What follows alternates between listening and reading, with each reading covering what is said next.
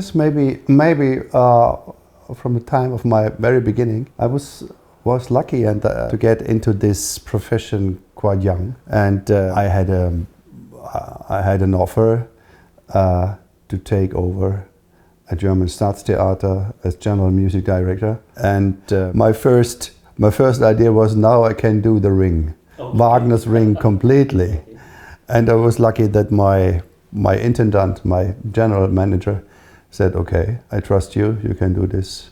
And it took 4 years, each opera for 1 year for each of these four operas, and finally we made it, and it was a great experience. But in the very beginning, a lot of people said, "Oh my God, he is so young. How can he start with Wagner's Ring?" But this was one of my greatest experience in musical life. In total, it's 16 hours of music. In total, yeah. So, but we took our time. Yeah. It took us 4 years, which is good, you know. Yeah, you don't do it fast. You study it carefully, and you train it with the singers and with the orchestra. You rehearse it very carefully, and you build it up like a big project. And that was one of my great experience.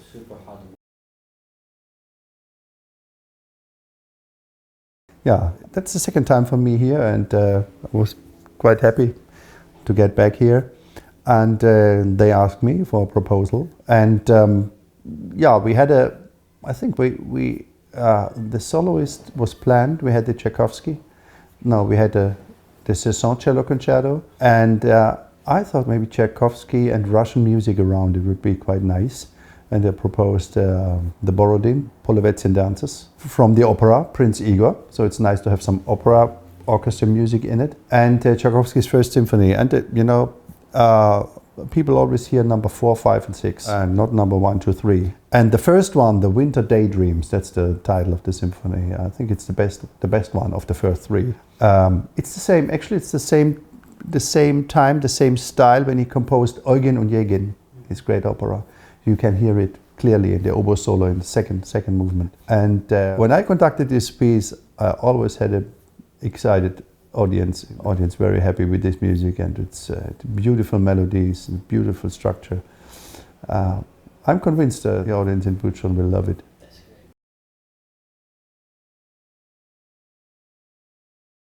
great. Of utmost importance.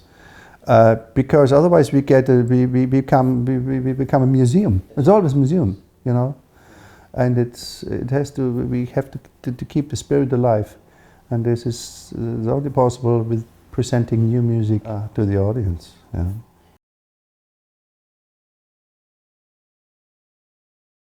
But in Europe and America, it's quite often. It was a standard repertoire of conductors like Lenny Bernstein or Karajan.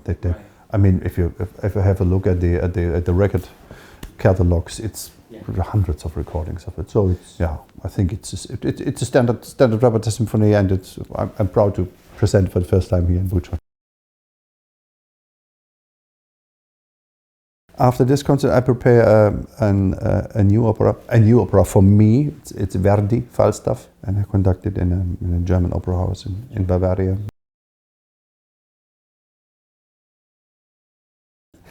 The function is just to bring together different musical approaches of the musicians to one general approach.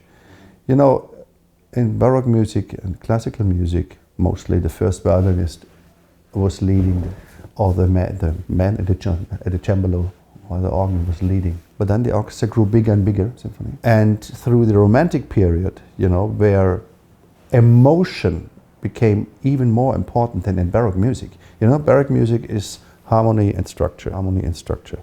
The tempo goes. You set the tempo and it goes. Like the universe. It's like it's a regulated. It's perfect, mathematically perfect. Yeah. And from the romantic time on, the individual emotion became more and more important. So, and from this time on, Schubert symphonies, Mendelssohn, Schumann, it wasn't possible anymore to do it from the first violin desk, or from, you know, there had to be a person to bring all this, to bundle it, and to present it as one emotional stream to the audience, And also the scores got more and more complicated. You know, if you go end of 19th century, we have the Brahms or then even Debussy's Stravinsky, but it's not playable anymore for orchestras. Yeah, so therefore, that's the function. Yeah, the role of the conductor and the professional.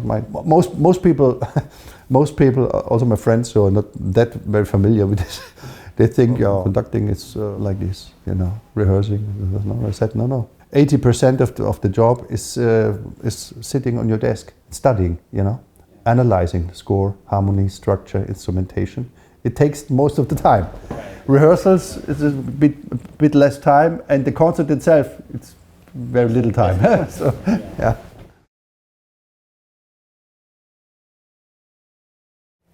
You know, it's traveling a lot. Yes. But but I think I can manage it between family and traveling, and so. But you get very open. You get very open to the world. You know, a very open picture of the world. I conducted on every country in every continent now, and so many friends all over. They become very open-minded. Yeah. So therefore, it's a wonderful job. Yeah.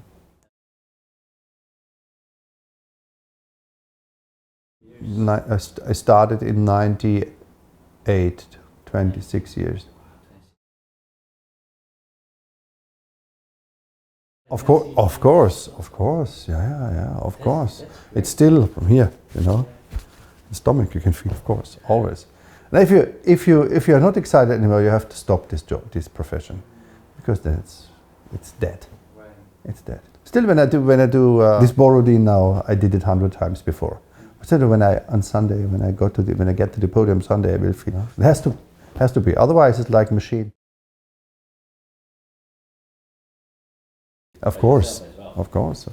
But you have to keep control. Sometimes when the orchestra really plays beautiful, wonderful. Yeah, you can get in trouble to lose yourself. You know Richard Strauss, Richard, famous composer, and he gave very good advices to conductors. Yeah, and conductors, especially young conductors, who are sweating. So he said, you don't have to sweat. The audience has to sweat. You have to keep cool. You know. Yeah. Now we get it more philosophical, maybe. It's just the question of what means art to you, and for your life, for your personal life. What means art? And in the end, it doesn't matter if you love paintings or buildings or wonderful novels. It's something. It's something what brings you out of your normal day life. You know, gets you special.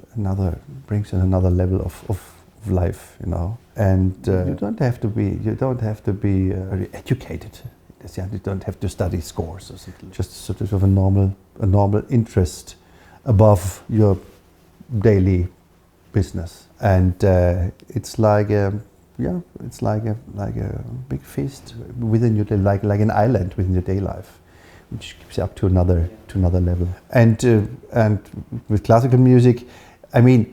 Anyway, people nowadays have ties to the musical history, even if they hear only pop music. It's the same structure, it's the same harmonic, it's the same, it's the same rules which came out of big symphonies like Beethoven, something like this. So it's just going back in former times and have a sense for history, art history, and this enriches your daily life. I was very impressed when I came here and saw this hall, and I said, my God, Europe, look what they do. And they built such a wonderful hall and such a wonderful orchestra. So this is sort of a worship. I feel that's a worship to classical music and to art. And so stay as you are and move on. So thank you.